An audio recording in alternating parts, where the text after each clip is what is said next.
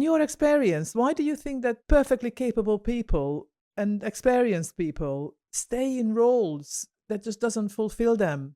Yeah, and you see, that's what I've never been able to do. So I've always been somebody I couldn't stay in an organization for more than 2 years without getting incredibly bored. Yeah. And maybe I'm a bit atypical that way. Maybe it's about my wiring.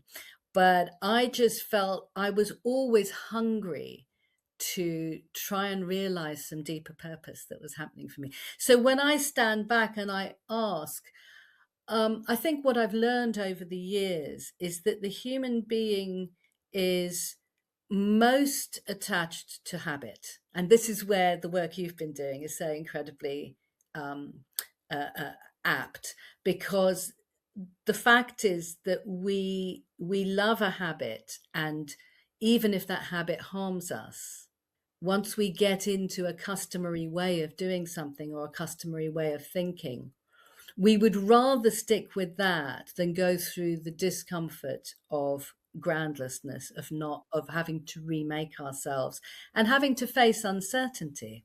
I think I always went towards uncertainty with a lot of energy. And I also realize now that that was a habit.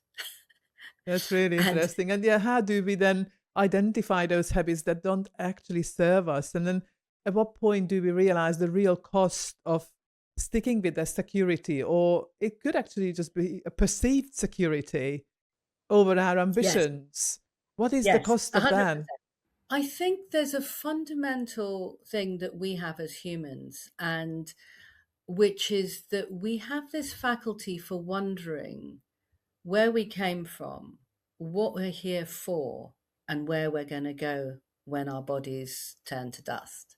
That desire to know is there, I think, in every single human being. It doesn't matter whether they're atheist, agnostic, the person of faith, what philosophy, right wing, left wing, black, white, male.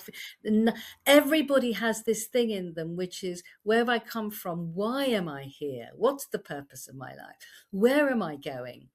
And we habits of the overculture of our training programming, what our parents taught us, our schooling, they try to beat this curiosity out of us Hmm. or provide us with pre-made answers.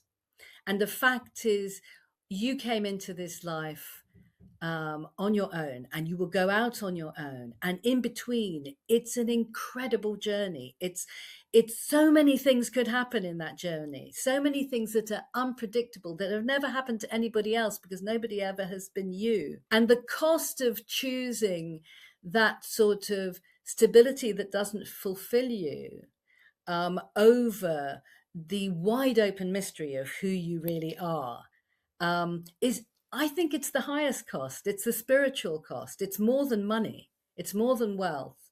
It's more than even relationships, because it's a profound sense of why on earth you're here in the first place. My problem is the opposite one, which is that I've always been concerned about that, and I've not taken care properly of that more mundane, more routine, more boring thing.